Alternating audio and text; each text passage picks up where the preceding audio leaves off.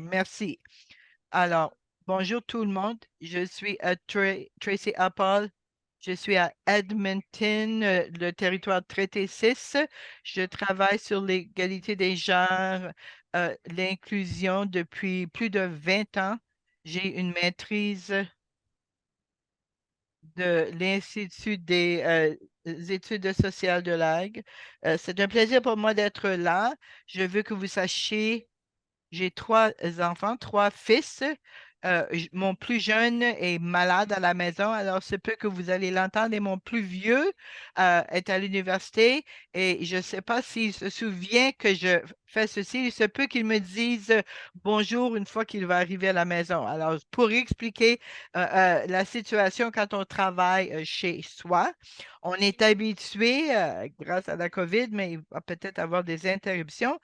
C'est un plaisir d'être là et j'ai hâte d'en pouvoir répondre à vos questions à la fin de ma présentation. Alors, c'est un plaisir encore une fois d'être là et de faire partir, d'être sur cet estrade virtuel avec ce groupe formidable.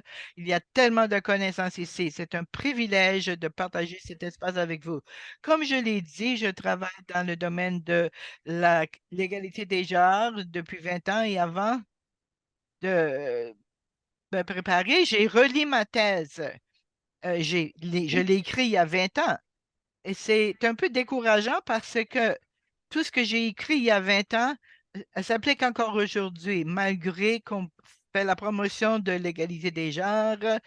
Il n'y a pas un pays au monde qui a réussi à atteindre l'égalité des genres. Bravo à ceux qui continuent à travailler dans le domaine de l'égalité des genres, qui ne perdent pas espoir. Mais au Canada, on le fait depuis 1995 et on mène dans le monde entier dans ce domaine. En 1995, pour ceux qui le savaient, il y a eu une conférence sur les femmes qui a eu lieu à Beijing et c'était une conférence importante pour l'égalité des genres et c'est à ce moment qu'on a décidé euh, d'a- d'arriver à une stratégie pour mettre en place l'égalité des genres. Les Nations unies disent, et je vais lire la définition, une stratégie pour assurer que les femmes et les hommes, que leur expérience fasse partie de la création, l'implantation et la surveillance et l'évaluation de toute politique, tout programme dans tous les domaines politiques, économiques pour que les femmes et les hommes prennent avantage égal. Le but est l'égalité des genres. Alors, ceci, mais avant de continuer, je vais dire c'est quoi l'égalité des genres? Parce qu'il y a beaucoup de confusion, même parmi ceux qui sont experts, à savoir ce qu'est c'est exactement l'égalité des genres. Souvent, on me dit que c'est de traiter les hommes et les femmes de la même façon. Et je vous assure que l'égalité des genres n'est pas de traiter les gens également. Mais je peux aussi vous assurer que l'égalité des genres euh, ne veut pas dire qu'on doit les traiter différemment. SIDA, en 1999, a dit que ces deux choses était l'équité de genre. L'équité est la façon d'être juste aux femmes et aux hommes. Et parfois, être juste est de traiter les hommes et les femmes de la même façon. Parfois, nous devons dire nous sommes simplement des humains et on doit être traités. Un, un salaire égal pour un travail égal. Mais parfois, d'être juste, il faut traiter les femmes et les hommes différemment pour des raisons historiques peut-être, peut-être parce que les femmes et les hommes ont des expériences différentes ou des raisons que les autochtones n'ont pas les mêmes expériences et le même niveau d'égalité que les gens non autochtones. Alors, on doit faire les choses différemment. Dans des programmes d'égalité, un système que je choisis, l'éducation. Chaque enfant doit avoir le droit à l'éducation, mais une fois que l'enfant entre à la classe, ils sont tous différents, ils ont des différents ils ont des besoins qui sont différents. Alors, c'est quoi l'égalité? De quoi on parle quand on parle d'égalité? L'égalité, c'est d'enlever les barrières. C'est le but principal. Les désirs, les besoins des femmes et des hommes sont considérés comme étant et qu'on les traite d'une façon égale.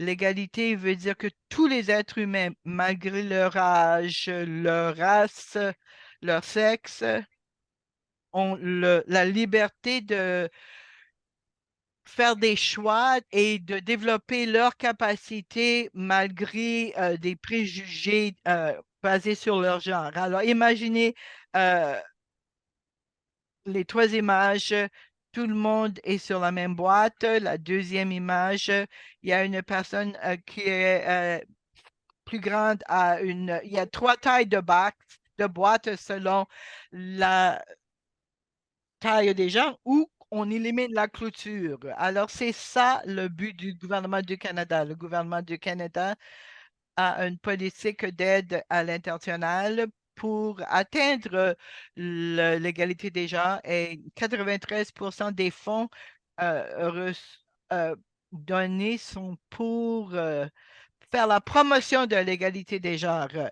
On parle le même langage. C'est quoi l'égalité? C'est quoi le rôle du Canada pour faire la promotion de l'égalité des genres?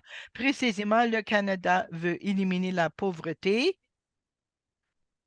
avoir un monde plus qui vit en paix, un monde inclusif et appuyer la prospérité, une plus grande prospérité. Ce sont les quatre buts principaux. Comment est-ce qu'on est arrivé à comment ça se lie à l'égalité des genres? Parlons d'un monde plus paisible. Ça veut dire quoi, un monde où il y a plus de paix? De quoi ça... pour- On sait qu'il y a des conflits, des guerres, des difficultés et que toutes ces choses ont un impact différent sur les hommes et sur les femmes, les riches et les pauvres différemment, les gens de diverses classes, différentes races, différemment. La façon, l'impact est différent selon le contexte. D'exemples concrets, dans certains conflits dans le passé, le sida était utilisé comme un outil de guerre et on s'en servait contre les femmes en espérant que les femmes tomberaient enceintes et puis ils auraient de l'aide pour le sida, le IF. C'était une façon d'éliminer un groupe de personnes et ceci a eu un impact très différent sur les femmes et sur les hommes. En gros, nous avons l'érosion des droits, des droits fondamentaux des femmes pour les gens queer, les gens qui font partie de la collectivité LGBT, les esprits. On le voit souvent dans des situations où il y a des conflits, où on n'a pas de paix. Et l'autre chose qu'on voit, c'est que les femmes sont exclues du processus qui se dit voulant apporter la paix. Mais pourtant, on a beaucoup de preuves qui démontrent que quand on inclut les femmes dans ce processus, probablement la paix sera plus durable au-delà de 2 ans, augmente de 20%. L'augmentation qui dure pour 15 ans ou plus de 35% si les femmes sont incluses. Alors, pourquoi on continue à exclure les femmes des procédures qui mènent à la paix? C'est une des questions. C'est une chose que dit Canada. Qu'est-ce que nous pouvons faire pour améliorer l'égalité dans ces procédures qui mènent à la paix? On veut voir une paix durable.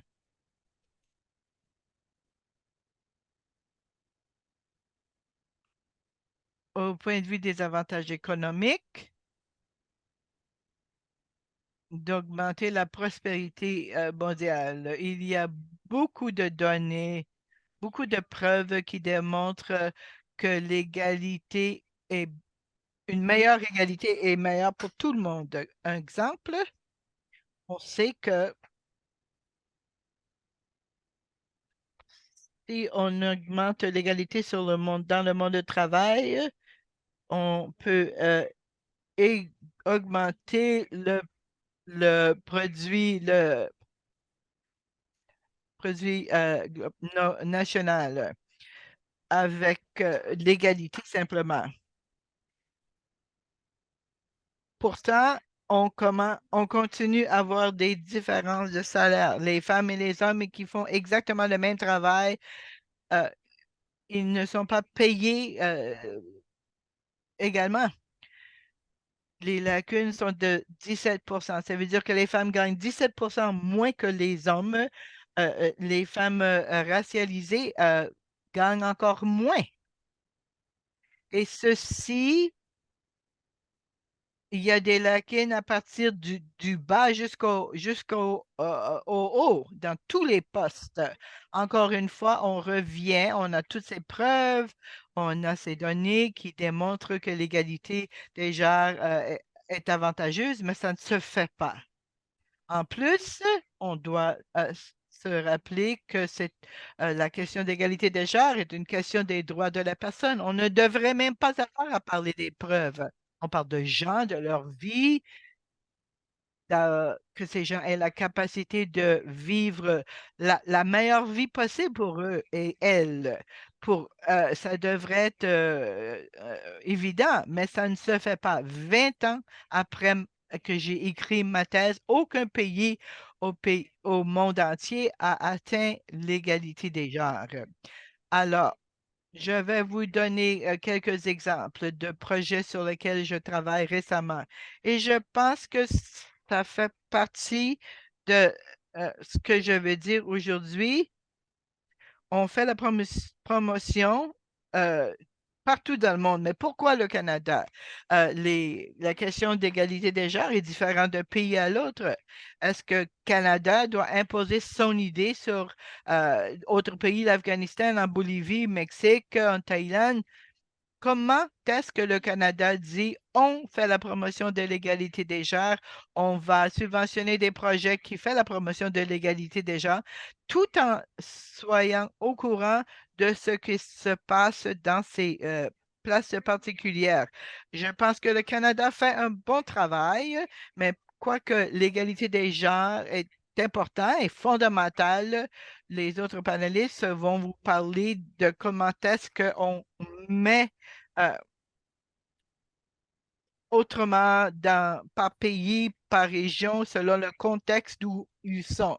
Et c'est une des forces de notre politique. Un exemple d'un projet sur lequel j'ai travaillé récemment au Mexique avec le ministère des Finances et il voulait augmenter le nombre de femmes dans des postes de leaders. Qu'est-ce que ça veut dire?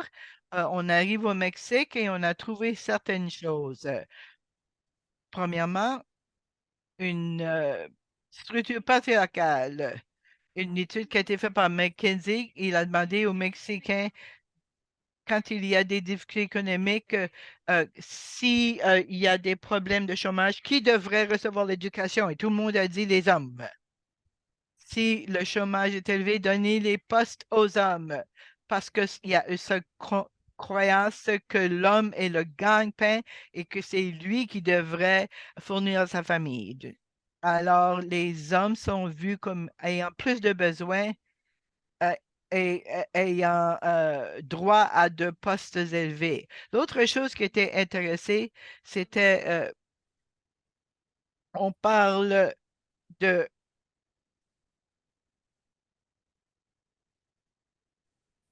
Et donc, ils travaillent de 7 heures jusqu'à 9 heures du soir. Ils ont été occupés par l'Espagne.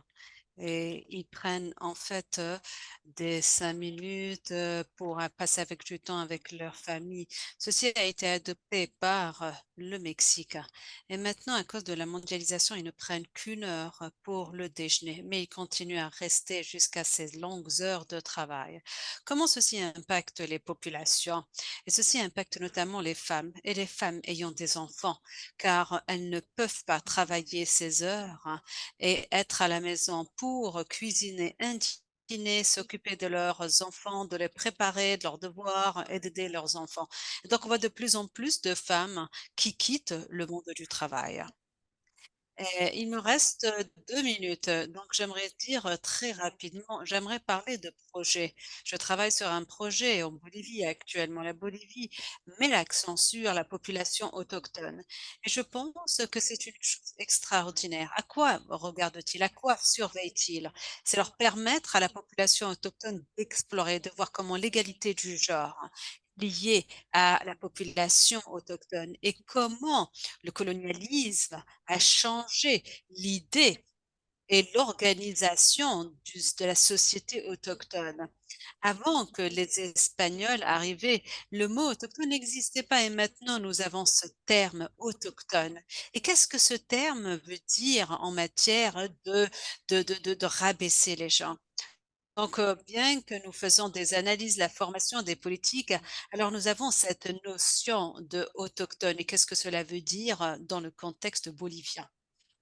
Donc, en quelques mots, en fait, ce que j'aimerais dire et en perspective, le Canada a une politique d'assistance mondiale. Le Canada fait la promotion de l'égalité du genre du mois depuis 1995 et elle le fait, le Canada, afin de permettre aux Canadiens, permet aux pays de travailler selon leur contexte, selon leur propre réalité, où vous avez cette idée universelle de droits humains, avec cette dignité de l'individu mais également selon le contexte mondial, afin que cette influence et comprendre l'égalité du genre et comment l'atteindre soit vraiment localisée. C'est ce que je voulais vous dire. Avec les autres intervenants, vous allez entendre de leurs projets et comment le